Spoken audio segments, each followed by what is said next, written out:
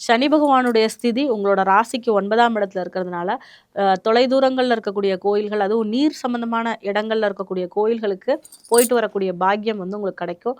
வெளிநாடு, வெளியூர் இது சம்மந்தமான முயற்சிகள்ல முதல்ல தடையும், அதுக்கப்புறம் பாசிட்டிவான விஷயங்கள் நடக்கிறத நீங்க கண்கூடா பார்க்கக்கூடிய தன்மைங்கிறது இருக்கும். ஏன்னா, அந்த ராசியில சனி பகவான் சஞ்சரிச்சுட்டு இருக்கிறதுனால, ஒரு தடைய குடுப்பாரு. ஏதோ ஒரு விஷயத்துல வந்து தள்ளி நிப்பாட்டுவாரு. திருப்பி அப்புறம் வந்து நீங்க முயற்சிகள் எடுக்கும்போது, அது உங்களுக்கு பாசிட்டிவா இருக்குங்க.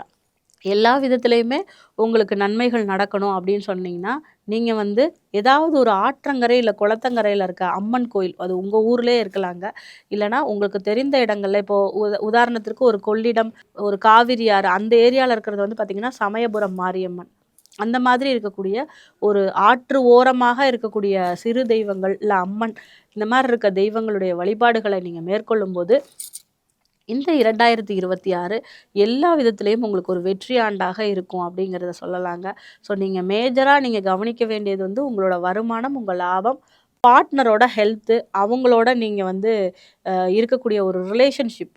இது ரொம்ப இம்பார்ட்டன்ட். ஏன்னா 2, 8ல ராகு கேது போயிட்டுருக்கும்போது, பார்ட்னரோட தான் வந்து பார்த்தீங்கன்னா, ரொம்ப பெரிய ஒரு மிஸ் அண்டர்ஸ்டாண்டிங்க குடுப்பாங்க. அதுவும் நீங்க உணர்வு மயமானவர்கள். உங்களோட உணர்வ நீங்களும் வந்து வெளிப்படுத்துவீங்க. எக்ஸ்பிரசிவா இருப்பீங்க. அப்ப அந்த ஆப்போசிட்ல பார்ட்னர் எப்படி இருப்பாங்கன்னா, அதுக்கு அப்படியே சுருக்கமா இருப்பாங்க. அவங்களால எக்ஸ்பிரஸ் பண்ணவே முடியாது.